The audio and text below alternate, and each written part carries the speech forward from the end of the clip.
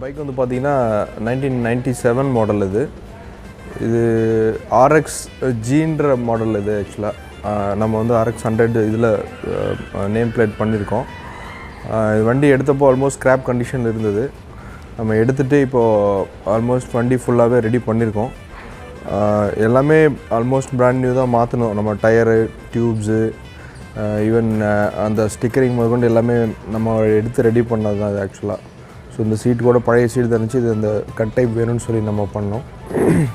நான் எடுத்து ஹார்ட்லி ஒரு 5000 கிலோமீட்டர் தான் ஓட்டியிருக்கேன் நான்.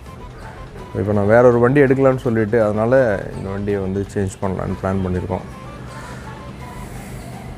அப்படி இது வந்து சிங்கிள் ஓனர் தான், இன்னும் நேம் சேஞ்ச் பண்ணல. ஸோ எடுக்கிறவங்க சிங்கிள் ஓனர் பைக் மாதிரி யூஸ் பண்ண முடியும். அது